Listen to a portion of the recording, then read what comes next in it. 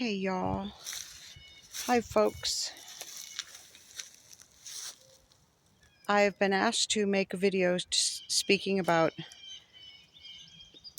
bad resettlements that I've had personal involvement in. And so I'm going to start with the first one. And this was an older lady and her adult son and his wife. And they were settled in Colorado by ECDC and put in a very high density area in the city. And once they went out, people would come up to them and say, don't you know you shouldn't be out here walking at night? It's dangerous. You're going to get robbed or hurt. They moved into a place which had no curtains anywhere. The people on the street could see them. Had rotten food in the cupboards. I've got pictures. They were very unhappy with the situation. A lot of things followed after that where they moved around. I'm not really sure exactly where they ended up. But it was very inappropriate, and they were, I believe, told that they needed to be grateful when they made some complaints about things. There were drug addicts and prostitutes and graffiti all over the place. It was this inner city area, which was not, I don't consider safe.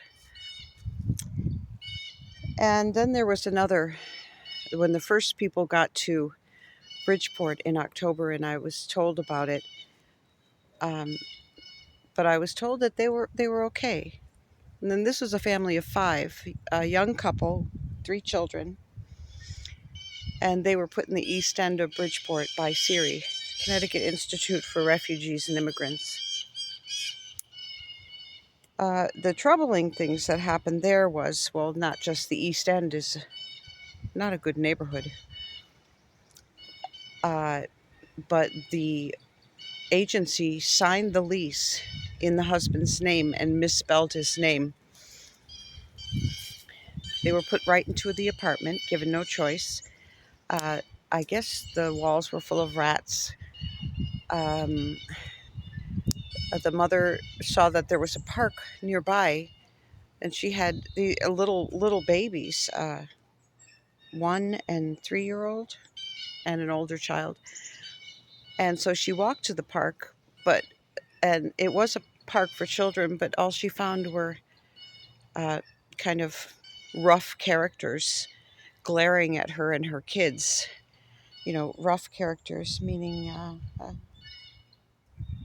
don't know, drug addicts or just people who don't look up like they're up to any good. Anyway, I helped them to out-migrate, and I brought them over to my house. We had lunch, and they were a couple of nice kids. And their complaints to the agency didn't amount to much. The agency did not get their deposit back, even though they left the place in, clean, good condition. They should have gotten their deposit back, and I complained about it to the agency when I spoke to them. I said, well, they never signed the lease themselves anyhow. They should have gotten well, no, they won't get their deposit back. That's what happens when you break a lease. I said, but they didn't sign the lease.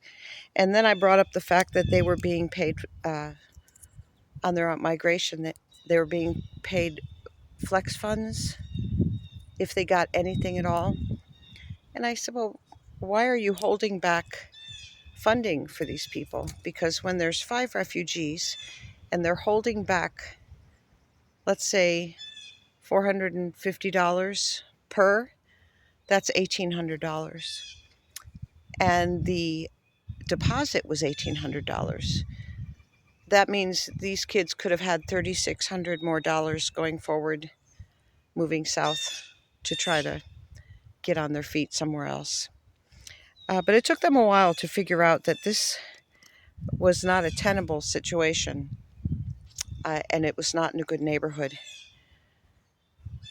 Now, there have been many other situations since then. So many that I can barely keep them straight. Oh, Iowa was a big problem, and it probably still is a big problem. Three of the cities, Iowa City, Davenport, and Des Moines, huge problems there with people being put in hotels and being told that there's no caseworker. And one of the refugees said the caseworker said to them, "We didn't even know you were coming." Well, that's impossible because they assured their resettlement before they came. I don't know what's wrong with these people. Okay, we have no money for you for housing. Uh, you're going to have to take out a loan to get your own housing. Oh, we'll give you a loan, but you'll have to pay it back very quickly, and it's with interest. So, being in a hotel for 6 weeks and not knowing that you'll have a home, that's very hard. Uh, so many bad things happening there. Uh, it's hard to even start talking about it. I'm going to fast forward to what's happening now to a family who reached out to me 2 nights ago. They arrived, I think, Thursday. So they've only been here for 4 days in the country. Family of four. One of the children is only 6 years old. Arrived in California near Los Angeles. And I can't name the agency. I don't have it in front of me. And I don't know who they're associated with, one of the bigger ones. I haven't looked that up yet. But they were put in a hotel full of prostitutes and drug addicts. And here's how the story goes, as told to me. The father went down to get ice from the machine and maybe some drinks. And as he rounded the corner, in broad daylight, there was a man pleasuring himself in public, openly. Um, all sorts of bad things going on there at the hotel. And there are 5 other families there, and they're telling the same stories, maybe even worse. They're telling this family who contacted me that the apartments they were shown were the same conditions as the hotel, in bad neighborhoods, high crime, not not appropriate, because the agencies, they signed agreements to offer you, to put you in safe, sanitary housing that is large enough to accommodate your family. So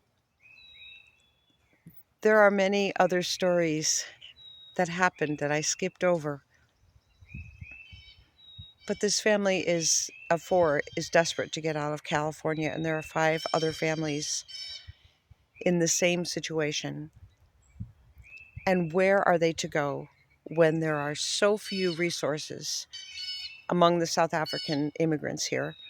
So few resources among the agencies who won't commit to taking in the secondhand refugees and putting them in housing. The housing is the biggest issue. You can get the social on your own. You can learn the bus on your own. You can learn where the food banks are on your own. But the housing is a hard nut to crack. That's why I started this fundraiser. I'm a little desperate to be able to do something. So a lot of bad things are going on. I can speak more about this later on if you'd like.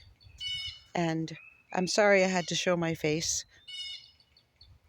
But if I don't, other people will use the videos on their other platforms, which I don't agree with. Marguerite Bouquets. Okay, thank you. Have a great night.